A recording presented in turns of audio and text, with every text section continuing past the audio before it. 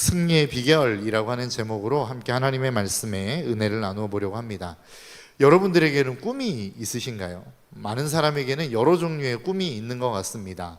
어떤 사람에게는 나는 돈을 많이 버는 게 꿈이야 라고 하는 부자가 되는 꿈을 가지고 있는 사람도 있을 수 있습니다.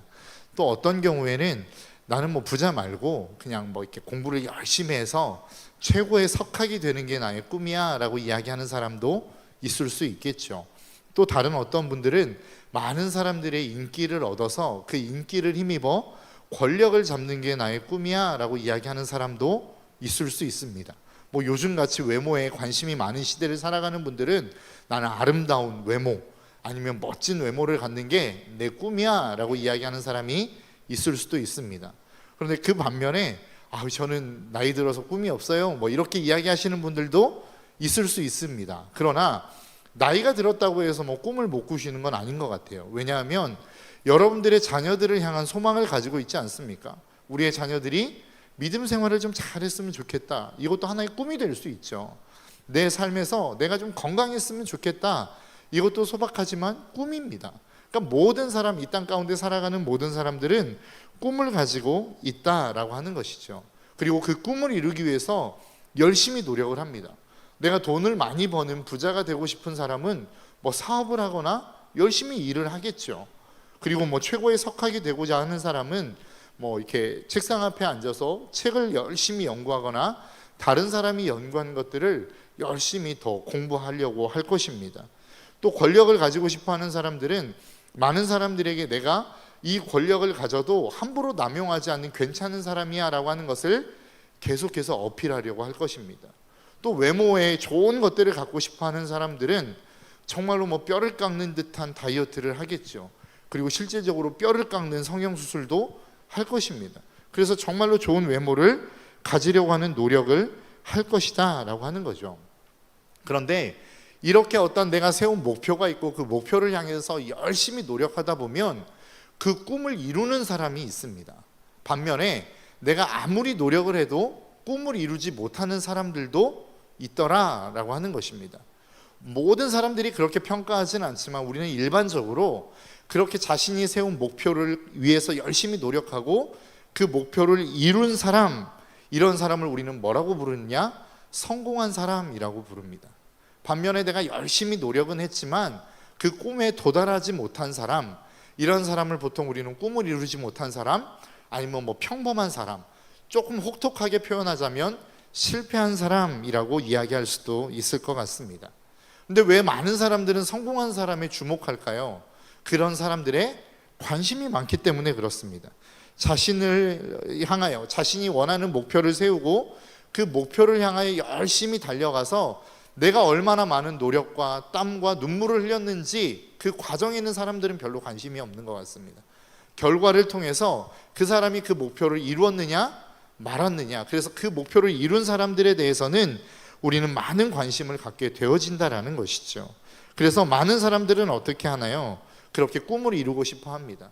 그리고 나와 같은 목표, 내가 어떤 목표를 설정했을 때에 그 설정된 목표만큼의 꿈을 이룬 사람들을 롤모델로 삼고 그 사람이 어떤 삶을 살았는지를 흉내내는 삶을 살더라라고 하는 것입니다. 이러한 모습은 예수님을 믿는 사람에게도 나타나지만 예수님을 믿지 않는 사람에게도 동일하게 나타나는 것 같습니다.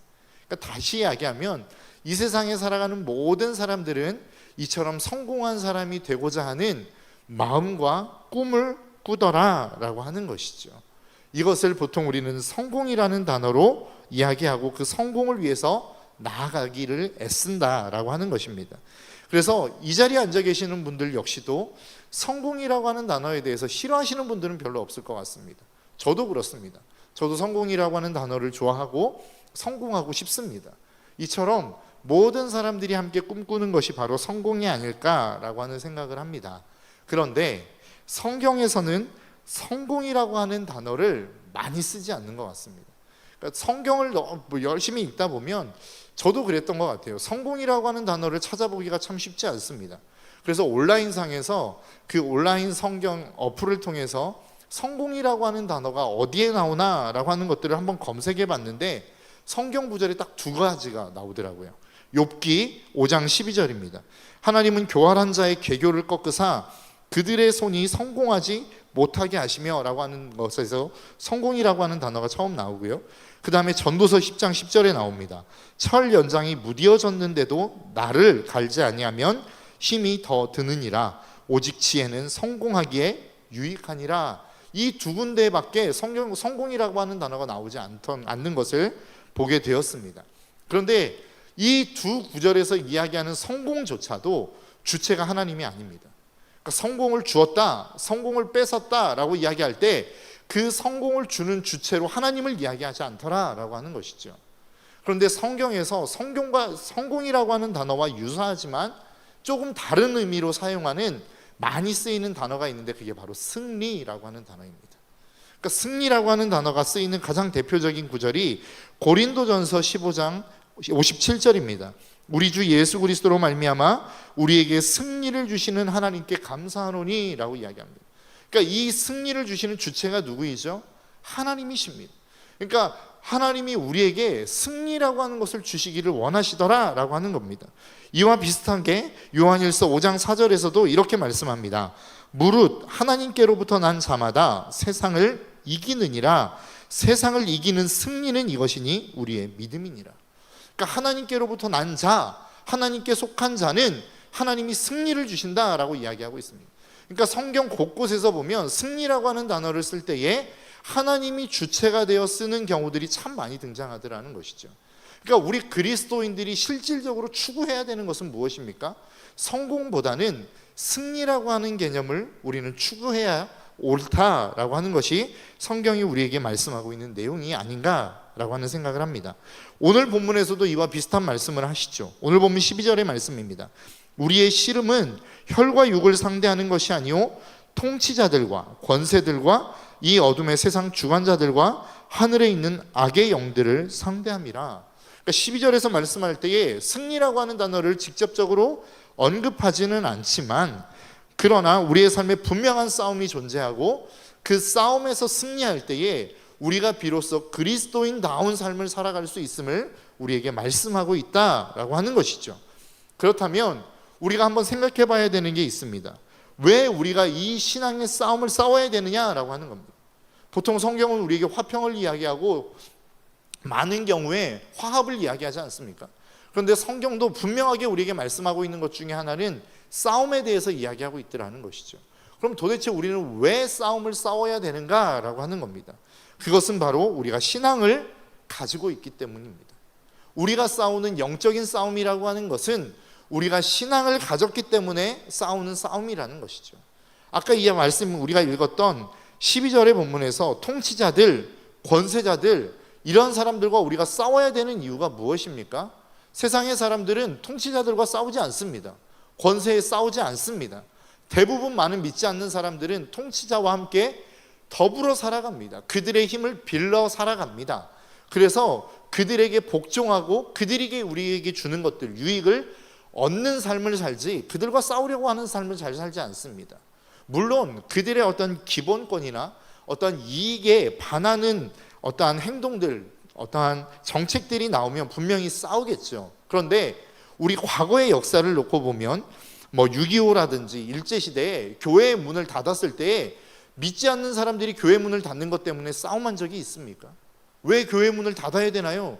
왜 우리가 예배를 드리면 안 되나요? 라고 하는 것을 가지고 싸웠던 싸움이 있느냐는 거예요. 이것은 우리가 신앙을 가졌기 때문에 싸워야 되는 싸움이라는 것이죠. 더 나아가 오늘날로 이야기하자면 차별금지법 때문에 우리는 싸움을 하지 않습니까? 왜 이런 싸움을 싸우죠? 하나님의 법과 세상의 법이 충돌하기 때문에 싸우는 것입니다. 그러니까 다시 이야기하면 신앙을 가지고 있지 않는 사람들은 굳이 이런 부분들에 있어서 싸움의 대상이 아니라는 것입니다. 더 재미있는 것은 뭐냐면 그 다음입니다. 이 어둠의 세상 주관자, 하늘에 있는 악한 영들, 믿지 않는 사람들은 이 존재에 대해서 인식조차 하지 못합니다. 그러니까 싸움의 대상이 될 수가 없어요. 그것을 싸움이라고 생각할 수 없단 말입니다. 우리가 이렇게 이야기하는 에베소서 6장에서 말씀하고 있는 이 영적인 싸움이라고 하는 싸움을 왜 우리는 싸워야 되나요? 그것은 바로 우리가 신앙을 가지고 있기 때문에 그렇습니다. 믿음이라고 하는 것들을 가지고 있기 때문에 우리는 이 신앙의 싸움을 싸우는 것이다 라고 하는 것이죠. 그렇다고 한다면 우리가 한 번 더 생각해 봐야 되는 것은 도대체 싸움의 대상이 누구냐라는 거예요. 아까 읽었던 12절의 말씀입니다. 우리의 씨름은 혈과 육을 상대하는 것이 아니요 통치자들과 권세들과 이 세상의 이 어둠의 세상 주관자들과 세상에 있는 악의 영들을 상대함이라. 그러니까 우리의 싸움은 어떤 싸움이라는 거예요? 혈과 육에 대한 싸움이 아니라는 겁니다. 보이는 것에 대한 싸움이 아니라는 겁니다. 세상에서 싸우는 것처럼 내가 이처럼 열심히 일했는데 왜 나를 알아주지 않아요? 이런 싸움이 아니라는 거예요. 야, 내가 이만큼 열심히 일했고 헌신했으면 내가 이만큼의 주도권을 가져와야 되는 거 아니야? 이런 싸움이 아니라는 겁니다. 혈과 육에 대한 싸움이 아니다라고 성경은 우리에게 말씀하고 있는 것입니다. 그러면 우리가 싸우는 싸움은 무엇입니까? 바로 영적인 싸움이라는 것이죠. 여러분, 세상 사람들이 싸우는 싸움을 한번 생각해 보시겠습니까? 세상의 싸움은 어떤 싸움이죠? 보통 대부분 먹는 것, 입는 것, 마시는 것에 대한 싸움입니다. 그래서 주님이 말씀하실 때에 마태복음 6장 31절에서 32절의 말씀에서는 이렇게 말씀합니다. 그러므로 염려하여 이르기를 무엇을 먹을까? 무엇을 마실까? 무엇을 입을까? 하지 말라.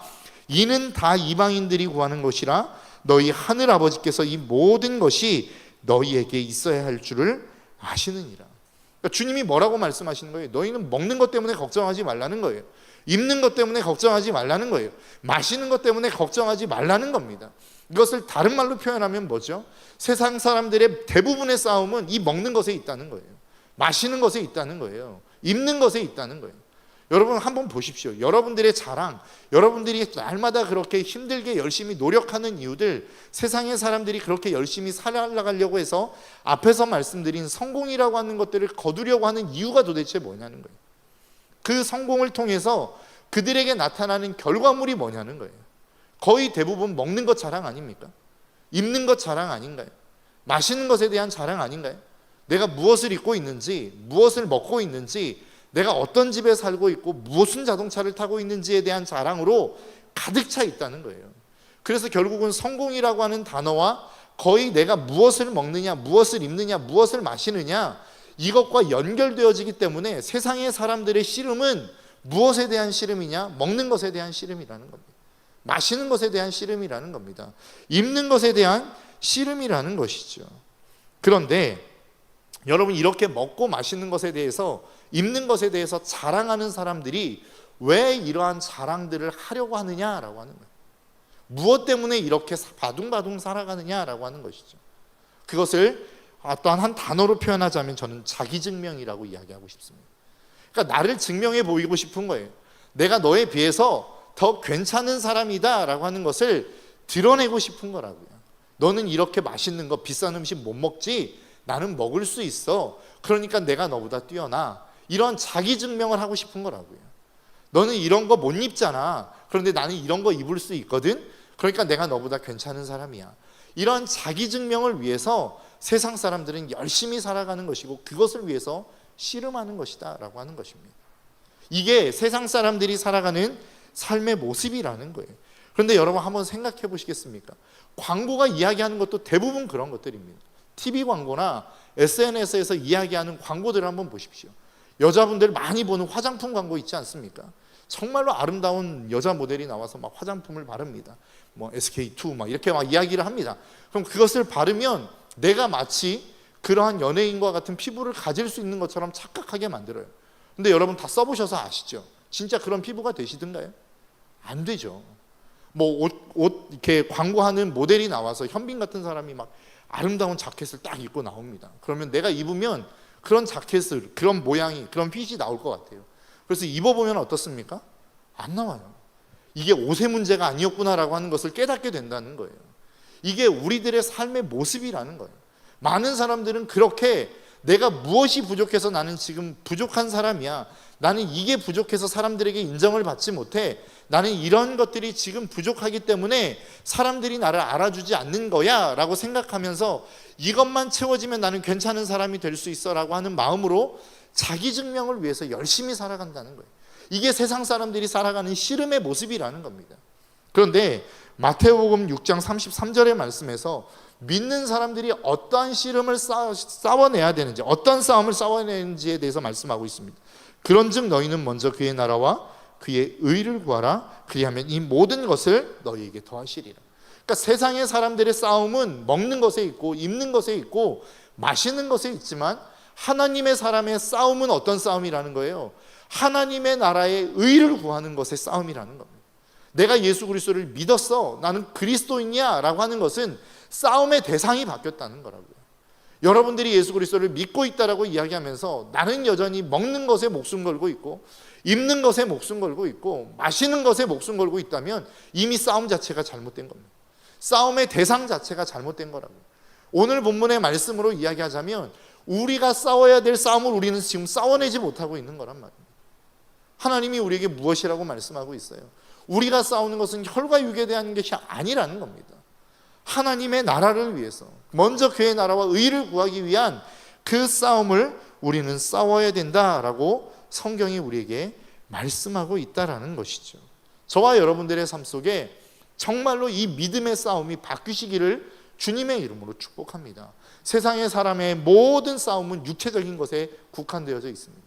그러나 믿음의 사람들의 싸움은 언제나 늘 영적인 것에 있다라는 거예요. 하나님의 나라, 하나님의 의, 그리고 날마다 이 땅 가운데 묵고 있는 수많은 악한 권세들을 푸는 것에 대한 싸움으로 믿음의 사람들은 가득 차 있다라는 거예요. 여러분 꼭 이 사실을 기억하셨으면 좋겠어요. 그러면 우리가 한 가지 궁금한 것이 있습니다. 그럼 우리는 자기 증명은 하지 않아도 됩니까? 내가 이 땅 가운데 살아갈 때에 나는 여전히 부족해, 나는 여전히 연약해, 나는 여전히 아무 쓸데없어 라고 하는 자기 괴리감, 자기 부정으로 가득 찬 삶을 살아가면 됩니까? 라고 질문할 수 있을지 모르겠습니다. 그러나 그리스도인이 되었다라고 하는 것은 자기 증명을 못한다라고 하는 의미가 아니라 자기 증명이 이미 끝났다라고 하는 것을 의미하는 것입니다. 여러분, 자기 증명을 통해서 사람이 원하는 게 뭐예요? 나는 괜찮은 사람이야, 나는 존귀한 사람이야 라고 하는 자기 느낌을 갖는 것 아니겠습니까? 근데 예수 믿는 사람은 어떤 사람들이에요?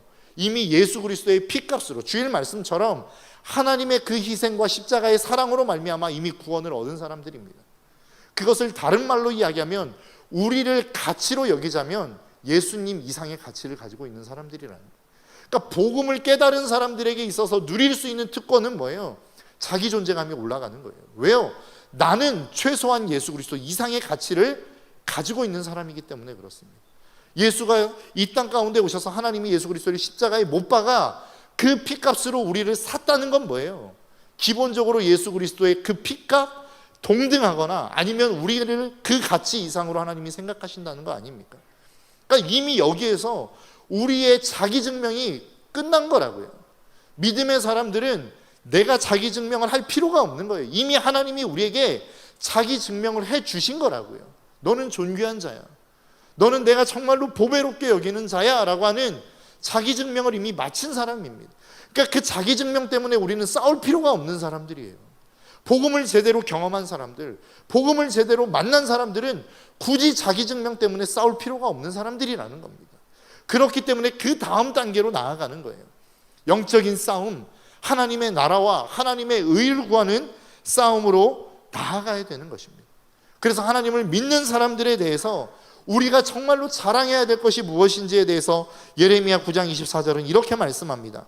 자랑하는 자는 이것으로 자랑할지니 곧 명철하여 나를 아는 것과 나 여호와는 사랑과 정의와 공의를 땅에 행하는 자인 줄을 깨닫는 것이라.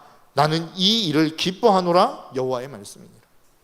그러니까 우리의 싸움은 더 이상 내가 얼마나 가치 있느냐, 얼마나 존귀한 자냐, 내가 자랑거리가 얼마나 많이 있느냐를 가지고 싸움하는 싸움이 아니라는 거예요. 나는 이미 자랑거리로 풍성한 자라는 거예요. 그래서 그 풍성함을 그냥 자랑하기만 하면 되는 사람들이라는 겁니다. 그렇기 때문에 우리는 다른 수많은 육체적인 씨름을 할 필요가 없는 사람들이라는 거예요. 여러분들의 마음 가운데 아직도 여러분들의 자랑거리가 없어 고민이신 분들이 있으십니까? 나는 이게 부족해서 사람들이 인정을 받지 못해, 나는 이게 없어서 사람들이 자꾸만 나를 무시하는 거야. 이러한 사람들이 있다면, 이러한 분들이 이 자리에 계시다고 한다면 여러분 다시 한번 주님 앞에 무릎을 꿇으십시오. 그리고 그 하나님이 여러분들을 얼마나 존귀하게 바라보시는지를 깨달으시기를 주님의 이름으로 축복합니다. 자기 씨름 오늘 본문에서 이야기하는 영적인 씨름은 여기에서부터 시작하는 거라고요. 그래서 그 주님을 만난 내 존재 증명이 이루어진 사람이 그 다음에 싸움을 할 수 있는 건데, 그 사람들은 어떠한 것들을 가지고 싸워야 되느냐? 바로 영적인 무장이 필요하다라고 성경은 우리에게 말씀하고 있습니다. 13절에 이렇게 말씀합니다. 그러므로 하나님의 전신갑주를 취하라. 이는 악한 날에 너희가 능히 대적하고 모든 일을 행한 후에 서기 위함이라. 그러니까 우리가 영적인 싸움을 싸우기 위해서 우리에게 필요한 게 있다라는 겁니다. 하나님의 전신갑주를 취하라라고 성경이 우리에게 말씀합니다. 5가지인데요. 6가지죠. 진리, 의, 평안, 그리고 믿음, 구원, 말씀. 이 6가지의 도구를 가지고 너희는 믿음의 선한 싸움을 싸워내라고 성경은 우리에게 말씀하고 있습니다. 한 가지씩 좀 한번 살펴봤으면 좋겠습니다. 첫 번째는 진리입니다. 오늘 본문 14절 중반절까지의 말씀입니다. 그런즉 서서 진리로 너희 허리띠를 띠고 라고 이야기합니다. 여러분, 허리띠가 하는 역할이 무엇이죠? 여러 가지의 역할이 있을 겁니다. 그런데 이 허리띠의 역할을 생각할 때에 보통 역도 선수들이 허리띠를 하는 것들을 여러분 좀 한번 생각해 보셨으면 좋겠어요. 무거운 역기를 들 때 필요한 힘이 있습니다. 허리에 힘이 필요한데 그 허리에 힘을 쓰기 위해서 보통 역도 선수들은 허리띠를 꽉 졸라매죠. 그러니까 허리띠가 하는 역할은 뭐예요? 힘을 쓰게 만드는 겁니다. 그러니까 우리가 믿음의 선한 싸움을 싸우기 위해서 세상에서 우리는 힘을 쓰는 존재가 되어야 되는데, 그 힘의 원동력은 어디에서부터 온다는 거예요? 진리에서부터 온다는 겁니다. 하나님이 우리에게 주신 그 진리의 말씀을 행하며 살아갈 때에 우리가 이 땅 가운데서 힘을 쓸 수 있는 존재가 될 수 있다라고 하는 것이죠. 그런데 우리가 한번 생각해 봐야 되는 것은 우리가 과연 진리로 살아가고 있느냐라고 하는 거예요. 제가 목사가 되지 않았습니까? 제가 사실 내로 말씀을 드리자면 목사가 되는 게 그렇게 어렵지 않았습니다. 이렇게 말씀드리면 안 되나요? 네. 네. 아무튼 제 기준에 있어서 제가 이렇게 공부를 막 열심히 하고 잘하는 사람은 아닌데, 제가 생각했을 때 목사 안수 받기까지 어떠한 과정을 거쳐오는 데까지 그렇게 어려운 과정을 많이 겪지는 않았던 것 같습니다. 그런데 진짜 어려운 게 뭐냐면 목사답게 사는 것입니다. 정말로 힘든 게 뭐냐면 목사 안수를 받는 게 아니라 목사다운 삶을 살아내는 게 참 힘들더라고요. 저희 청년들이 처음 제가 이 교회에 부임해서 청년들과 함께 성경 공부를 시작했습니다. 성경 공부를 하고 한 2년 정도 지나니까 청년들이 저에게 요구를 하더라고요. 목사님, 저희도 성경 공부 말고 제자 훈련을 좀 하고 싶어요 라고 이야기를 하더라고요. 그래서 제가 1년 동안 미뤘습니다. 야, 제자 훈련하면 너희들 빡셀 텐데 괜찮겠어? 괜찮다는 거예요. 왜 제가 이렇게 이야기했을까요? 제가 별로 그렇게 하고 싶지 않았습니다.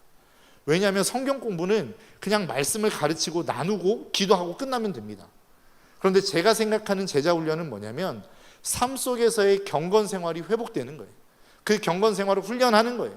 그래서 자기 스스로 어떠한 경건 생활을 유지할 수 있고 하나님과 교제할 수 있는 힘을 기르는 게 제자 훈련이라고 저는 생각했습니다. 그래서 제자 훈련을 할 때 반드시 제가 청년들과 함께 할 때마다 하는 것들이 있는데 경건 생활 체크리스트입니다. 일주일 동안 자기가 어떤 경건 생활을 했는지를 체크하는 거예요. 말씀을 읽었는지, 큐티는 했는지, 기도는 얼마나 했는지, 그리고 예배는 드리고 있는지, 그리고 가장 힘든 것 중에 하나가 말씀 암송입니다. 말씀 4구절을 외워야 되거든요. 그런데 이 말씀 한 구절 한 구절 속에서 한 글자 틀릴 때마다 벌금을 냅니다. 그런데 이것을 청년들만 시키는 게 아니고 저도 함께 합니다. 그러니까 저도 벌금 많이 냈습니다. 그러니까 이렇게 하는 이유는 뭐예요? 우리가 어떤 것들을 다른 사람에게 시키는 건 참 쉽죠. 그러나 그것들을 내가 함께 해내기는 어렵더라는 거예요. 다른 사람에게 하나님의 말씀의 잣대를 들이대는 것 쉽습니다. 야, 너 왜 말씀대로 안 살아? 하나님이 이렇게 말씀하셨는데 너는 왜 그대로 안 살아? 라고 이야기하는 건 너무 쉬워요. 그런데 그 말씀의 잣대를 나에게 가져오는 것은 참 쉽지 않더라는 거예요. 그러니까 보통 우리가 하는 게 무엇입니까? 다른 사람에 대해서 비판할 때는 하지 말라, 해라 라고 하는 어떠한 엄격한 잣대를 가지고 나아갑니다. 그런데 나에게 적용하는 말씀은 거의 대부분 뭐예요? 하나님이 너를 사랑하신다, 하나님이 너를 용서하신다, 이런 말씀만 적용하지 않습니까? 여러분, 진리라고 하는 건 뭐예요? 그 진리가 우리의 삶 속에 세상으로 나아가 우리가 힘을 쓸 수 있는 것은 뭐예요? 그것은 바로 너나 나나 똑같은 적용이 이루어질 때 힘을 쓸 수 있는 겁니다. 우리가 세상에 나아가 그리스도인으로 믿음의 사람으로 진짜 힘을 쓰고 싶으십니까? 그러면 여러분들의 삶 속에 다른 사람에게 적용하는 그 말씀을 여러분 자신에게도 적용하십시오. 그래야 우리가 힘을 쓸 수 있는 것입니다. 그래야 우리가 그리스도인다운 삶을 살아낼 수 있는 것입니다. 영적인 싸움에서 승리할 수 있다는 것이죠. 제가 이 얘기를 할까 말까 고민하다가 그냥 해야 되겠습니다. 제가 저희 누나 이야기를 좀 한번 하려고 하는데요. 어차피 저희 누나는 제 설교 안 들으니까 그냥 하려고 합니다. 제가 먼저 결혼했거든요, 저희 누나보다. 그래서 결혼을 딱 하고 난 다음에 제가 저희 아이들 둘을 이렇게 연년생으로 딱딱 낳았습니다. 그때 저희 아내가 부모님의 도움도 없고 주변에 아무런 도움이 없이 혼자 오롯이 자기의 힘으로 그 두 아이를 양육했습니다. 그러니까 양육할 때 좀 힘들었겠죠. 그러니까 어떻게 대화를 하다가 저희 누나에게 좀 힘들다는 표현을 했던 것 같습니다. 그랬더니 저희 누나가 야, 우리 사촌 언니들은 뭐 애들을 몇씩이나 키우는데 너는 그 둘 키우면서 뭐가 이렇게 힘들다고 해? 라고 이야기를 했던 것 같아요. 그러니까 이제 좀 상처가 됐겠죠. 제가 그 얘기 듣는데 막 열이 받더라고요. 그래서 막 어떻게 해야 되나 막 가가지고 한번 막 뒤집어 엎어야 되나 막 이런 생각이 들었습니다.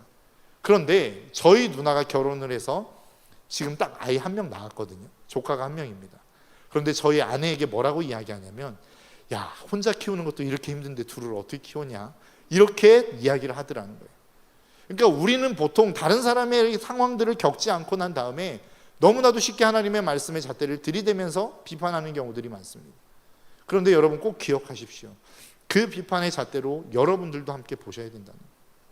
여러분들이 누군가에게 무엇인가를 해야 된다라고 이야기한다면 그것을 여러분들도 하셔야 여러분들의 삶에 힘이 있다는 거예요. 여러분들의 말에 힘이 있을 수 있다는 거예요. 여러분 이 사실을 꼭 기억하시기를 바랍니다. 이게 바로 진리의 허리띠를 띠라는 것입니다. 두 번째는 의의 호신경을 붙이는 것입니다. 호신경은 무엇입니까? 가슴을 막는 거예요. 가슴에서 일어나는 일들이 보통 우리는 어떤 일들이 일어납니까? 보통 죄책감들이 일어나죠. 내가 예수 그리스도의 말씀을 알아요. 말씀을 들었어요. 그런데 그 말씀대로 살지 못하는 우리의 연약함이 있더라는 거예요. 그 연약함 속에서 우리는 어떻게 합니까? 죄책감에 빠지죠. 내가 또 이렇게 못 살았구나. 이렇게 살지 못했구나 라고 하는 죄책감 속에 빠진단 말이에요. 그 죄책감이 계속해서 묵상되다 보면 어떤 상황이 발생합니까? 그래, 나는 쓸모없는 사람이야. 나는 아무것도 할 수 없어. 그러니까 다른 이야기를 하고 다른 부탁을 해도 더 이상 그 이야기가 들려오지 않는 거예요. 하나님이 당신을 사랑한다고 이야기해도 그 이야기가 우리에게 들려오지 않는 거라고요. 하나님이 함께 하시면 여러분 할 수 있습니다라고 아무리 복음을 외쳐도 그 복음이 그 마음 가운데 들어가지 않는 것이라는 거예요. 그래서 우리에게 필요한 게 뭐예요? 의의 호심경이라는 것입니다. 의는 뭐예요? 하나님 한 분밖에 없습니다. 십자가를 통해서만 얻어지는 의라는 거예요. 그러니까 우리의 인생 속에 십자가를 잃어버리면 끝나는 거예요. 십자가 꺼내놓고 십자가 뒤로 하고 내 행위로 말미암아 의롭다 인정받으려고 하면 그 사람은 반드시 공격받게 돼 있다는 거예요. 죄책감에 사로잡힐 수밖에 없게 된다는 것입니다. 왜요? 우리를 의롭게 할 수 있는 길은 예수 그리스도의 십자가뿐이기 때문에 그렇다라는 것입니다. 그 의로움은 언제 우리에게 주어집니까? 하나님과의 관계 속에서 좋은 관계를 유지할 때에만 비로소 우리 가운데 주어지는 축복이라고 하는 사실을 저와 여러분들이 잊지 않으시기를 주님의 이름으로 축복합니다. 그리고 세 번째는 평안의 복음에 준비한 것으로 신을 신고, 오늘 본문 15절의 말씀이죠. 여러분, 복음이 무엇입니까? 우리가 복음을 한마디로 딱 정의하기가 참 쉽지는 않겠지만 죽을 수밖에 없는 우리 인생 가운데 하나님이 개입하셨다는 거 아닙니까? 절망할 수밖에 없는 우리의 인생 가운데 하나님이 해결책을 가지고 등장하셨다는 게 복음 아니에요? 그런데 그 복음이 우리 가운데 들려지고 그 복음이 우리의 삶 가운데 역사할 때에 그 복음이 결과적으로 나타나는 게 어떠한 모습이냐는 거예요. 그것을 로마서 8장 28절에서는 이렇게 말씀합니다. 하나님을 사랑하는 자, 곧 그 뜻대로 부르심을 받은 자들에게는 모든 것이 합력하여 선을 이루느니라. 그러니까 우리는 어떤 일을 할 때마다 두려움이 있습니다. 어떤 두려움이 있죠? 이 일에 실패할 것에 대한 두려움이 있어요. 내가 이렇게 했는데 결과가 안 좋으면 어떻게 하지? 내가 이렇게 열심을 다했는데 결과가 잘못된 결과로 나오면 어떻게 하지? 내가 이토록 열심히 공부했는데 시험 성적이 안 좋으면 어떻게 하지? 내가 최선을 다했는데 진급에 누락되면 어떻게 하지? 이러한 두려움이 우리의 삶 가운데는 있단 말이죠. 그런데 로마서 8장 28절은 뭐라고 이야기합니까? 하나님을 사랑하는 자, 곧 그 뜻대로 부르심을 입은 자들은 모든 것이 합력하여 선을 이룬다는 거예요. 그러니까 복음을 받아들인 사람들의 축복이 무엇입니까? 내가 어떤 일들을 실행할 수 있어요. 그런데 그 실행하는 일들이 언제나 내 뜻과 같이 성공하거나 좋은 결과를 맺지 않을 수도 있다는 겁니다. 그런데 그 가운데 우리가 발견할 수 있는 복음이 뭐예요? 내가 원하는 결과가 나오지 않았다 할지라도, 세상의 수많은 사람들은 그것을 실패라 이야기할 수 있을지 모르겠지만, 그러나 복음은 그것까지도 합력하여 선으로 만들어 가더라는 거예요. 그게 우리에게 주어진 특권입니다. 그러니까 우리는 두려워할 필요 없는 거예요. 이 복음이 우리 안에 확실하게 자리 잡은 사람들은 다른 일에 대하여 두려워하지 않습니다. 왜요? 내가 원하는 결과를 얻지 못하든 하나님은 어차피 이것을 합력하여 선으로 만들어서 하나님이 쓰실 것이기 때문에 그렇습니다. 우리는 그렇게 생각합니다. 선한 것들, 내가 잘한 것들, 승리한 것들, 성공한 것들만 하나님이 쓰실 거라고 생각해요. 아니요, 그렇지 않아요. 성경의 말씀을 보십시오. 하나님이 쓰시는 것들 가운데는 우리가 잘한 것들도 있지만 실패한 것들, 하나님을 위하여 노력했지만 결과가 좋지 않은 것들도 하나님은 합력하여 선을 이루어 가시더라는 거예요. 이게 하나님의 전능하심이요, 이게 우리의 삶 속에 들려지는 하나님의 복음이라는 사실을 여러분 잊지 않으시기를 주님의 이름으로 축복합니다. 이게 복음을 가진 사람들이 누릴 수 있는 특권이요 평안이라는 것입니다. 네 번째는 믿음의 방패입니다. 여러분, 하나님과의 관계 속에서 날마다 우리가 힘든 것 중에 하나가 무엇입니까? 하나님을 신뢰하지 못하는 것 아닙니까? 아, 하나님이 나를 정말로 사랑하시긴 하시나? 하나님이 정말로 내 앞길을 인도하시긴 하시나? 하나님이 정말로 나를 축복하시는 게 맞나? 이러한 의심 때문에 우리의 믿음 생활이 힘든 거 아닙니까? 그런데 이것을 막아주는 게 있는데 믿음이라는 것입니다. 하나님을 향한 믿음, 그 하나님을 향한 신뢰, 이 하나님의 전신갑주가 우리에게 있을 때에 비로소 우리는 믿음의 싸움에서 승리할 수 있다라고 하는 것이죠. 다섯 번째는 구원의 투구입니다. 구원의 투구는 머리를 보호하는 장비이죠. 보통 머리는 무슨 역할을 하죠? 이성적인 생각을 합니다. 이성적인 판단을 합니다. 그러니까 하나님의 지식이 들어와 내가 원하는 삶을 살아가고자 할 때, 감정적인 삶을 살아가고자 할 때, 내 육신적인 삶으로 내 육체와 욕구가 나를 끌어가려고 할 때 하나님의 말씀이 나를 제어한다는 거예요. 그 하나님의 말씀이 생각이 나서 나를 다시 하나님의 말씀으로 바로 세우게 하더라는 것이죠. 그래서 우리는 그 하나님의 구원의 투구, 네가 나 하나님의 구원을 받았어, 너는 죽을 수밖에 없는 존재야, 그 말씀이 결국 구원받은 이 구원의 확신이 내가 다른 길로 벗어나려고 할 때마다, 내가 육체적인 정욕으로의 삶을 살아가려고 할 때마다 그 하나님의 은혜의 구원을 생각하며 다시 제자리로 돌아올 수 있게 만드는 힘이 있다는 것입니다. 마지막 여섯 번째는 성령의 검입니다. 우리가 잘 알고 있듯이 모든 것은 다 방어 도구이죠. 그러나 한 가지 딱 공격 도구가 있습니다. 바로 말씀입니다. 그 하나님의 말씀, 그 말씀으로 우리가 무장되어지기 시작할 때에 비로소 우리의 삶은 능력 있는 삶을 살아갈 수 있게 된다라고 하는 것입니다. 여러분, 저와 여러분들의 삶 속에 그 하나님의 말씀으로 온전하게 무장되시기를 주님의 이름으로 축복합니다. 내가 무엇을 위하여 살아가야 될지가 어디에 써 있습니까? 말씀에 써 있는 거예요. 하나님의 뜻이 어디에 기록되어 있습니까? 말씀에 기록되어 있는 거라고요. 내가 도대체 어떠한 가치관을 가지고 어떠한 생각으로 어떠한 눈으로 세상을 바라봐야 될지가 이 말씀 안에 다 있는 거라고요. 그래서 내가 정말로 신앙생활을 하고 싶다면, 하나님의 뜻대로 살고 싶다면 이 말씀에 대한 무장이 우리 가운데 있어야 된다는 거예요. 그래서 그 말씀에 무장한 사람만이 비로소 어떠한 삶을 살아갈 수 있는 것입니까? 바로 정결한 삶을 살아갈 수 있는 거예요. 그래서 시편 119편 9절은 이렇게 말씀합니다. 청년이 무엇으로 그의 행실을 깨끗하게 하리이까? 주의 말씀만 지킬 따름이니이다. 그러니까 우리가 이 땅을 살아갈 때에 정말로 하나님의 뜻대로, 그 하나님의 말씀대로 정결함으로 이 땅을 승리하게 만드는 최고의 무기가 무엇입니까? 바로 정결 아닙니까? 그런데 그 정결을 주는 게 도대체 무엇이라고 말씀하고 있어요? 말씀이라는 겁니다. 그 말씀에 비추어 봐서 내가 무엇이 부정한지, 무엇이 정결한지를 걸러낼 수 있다는 거예요.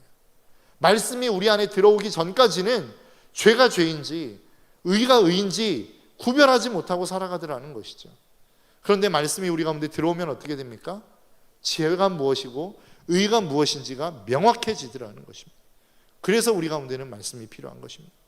저와 여러분들의 삶 속에 이 말씀으로 무장하는 저와 여러분들의 삶이 되시기를 주님의 이름으로 축복합니다. 그런데 이 모든 것들이 결국 어디 안에서 이루어져야 된다는 거예요. 주님 안에서 이루어져야 된다는 것입니다. 오늘 본문 10절과 11절의 말씀입니다. 끝으로 너희가 주 안에서와 그의 힘의 능력으로 강건하여지고 마귀의 관계를 능히 대적하기 위하여 하나님의 전신갑주를 입으라. 이 하나님의 전신갑주를 입는 것은 결국 어디에서만 가능하다라는 거예요? 주님 안에서만 가능하다라는 거예요. 주님 밖에 있을 때는 불가능한 일이다라고 말씀하고 있는 거라고요. 여러분, 우리가 하나님의 말씀 열심히 공부하고 배울 수 있습니다. 하나님의 말씀을 쫓아 열심히 의를 행할 수도 있어요. 평안한 마음을 얻고자 열심히 묵상하고 명상하며 기도할 수 있습니다. 그리고 계속해서 어떠한 구원의 확신을 얻고자 자기 최면을 걸 수 있어요. 나는 구원받은 사람이다. 너는 구원받았어. 막 이렇게 자기 체험으로, 자기 최면으로, 이렇게 자기 확신으로, 자기 신념으로 구원을 이루어가는 사람들도 있더라는 것이죠. 그런데 여러분, 이 모든 것들이 하나님 밖에 있으면 아무것도 아닙니다. 하나님과 함께하지 않는 의, 하나님과 함께하지 않는 진리, 하나님과 함께하지 않는 평안, 하나님과 함께하지 않는 믿음, 아무것도 아니라는 거예요. 담임 목사님 강단에서 늘 말씀하시지 않습니까? 하나님 없는 성공, 오히려 성공하지 않는 게 낫다라고 말씀하시잖아요. 왜요? 그것이 오히려 그 인생을 교만하게 만들고 하나님을 떠나버리게 만드는 인생으로 만들어버릴 수 있다는 거예요. 안타까운 것 중에 하나가 한국을 대표했던 기라성과 같은 목사님들이 결국 어느 순간인가 자기의 의리를 쫓고 자기의 명성을 쫓는 것들을 참 많이 보게 됩니다. 자기의 주장을 하는 것들을 참 많이 보게 됩니다. 왜 그렇죠? 엄청난 능력을 행했던 분, 그럼에도 불구하고 이단으로 자기의 원하는 대로 한 공동체를 이끌어가는 목회자들을 보면서 왜 그럴까요? 결국은 그 진리가, 그 의가, 그 평안이, 믿음이, 구원이, 말씀이 주님 밖으로 벗어났기 때문 아닙니까? 박태선 장로님이라고 하는 분이 계셨죠. 신앙촌이라고 하는 곳을 만드셨던. 그분은 엄청난 능력을 가지고 있었다고 그래요. 한 마을에 정신병이 좀 있었던, 귀신 들렸던 여성이 있었다고 그래요. 옷을 벗고 온 동네를 돌아다니는데 어느 곳을 가도 고치지를 못했다는 거예요. 마을에 있는 한 분이 저기 가면 박태선이라는 사람이 있는데 거기 한번 가보시오 이렇게 얘기해서 갔는데 박태선 장로님이 성경책으로 머리 한 대 탕 때리면서 이 귀신아 나가 그랬는데 다음 날부터 옷을 입고 멀쩡하게 살아가더라는 거예요. 그러니까 이 대단한 능력을 행하셨던 분이 왜 이단으로 나갔냐는 거예요. 여러분, 그 능력을 얻기까지 얼마나 하나님 앞에 기도하고 매달렸겠습니까? 얼마나 하나님 앞에 부르짖는 삶을 살았겠습니까? 그런데 결국 그 모든 능력과 그 모든 것들이 하나님 안에 있다라고 생각했던 모든 것들이 결국 주님 밖으로 나가기 시작하니까 정말로 아무것도 아닌 게 돼버리지 않느냐는 거예요. 하나님을 대적하는 도구가 되지 않느냐라고 하는 거예요. 여러분, 이 시간 예배 드리죠. 찬양도 합니다. 기도도 열심히 합니다. 그런데 그 기도와 예배와 말씀을 주님 안에서 지금 하고 계십니까? 만일 주님과 상관없는 예배, 주님과 상관없는 기도, 주님과 상관없는 말씀의 묵상, 경건 생활 이런 것들이 이루어지고 있다면 결국은 여러분들의 의를 쌓아가는 거예요. 앞에서 말씀드린 것처럼 세상 사람들과 다를 것 없는 어떠한 자기 신념, 자기 증명의 도구로 그것을 쓰고 있는 것 아니겠느냐라고 하는 거예요. 여러분, 우리의 삶은 주님 안에서 살아가는 삶입니다. 여러분, 우리가 승리할 수 있는 힘은 결국 이 모든 전신갑주를 취하는 것이지만 주님 안에 있을 때에만 승리할 수 있다라고 하는 사실을 저와 여러분들이 잊지 않으시기를 주님의 이름으로 축복합니다. 내가 기도하는 이유도 그 주님의 임재를 위함이요, 말씀을 읽는 것도 주님의 임재를 위함이요, 날마다 예배의 자리에 나오는 것도 그 주님의 임재를 위한 것이 되는 저와 여러분들의 삶이 되시기를 주님의 이름으로 축복합니다.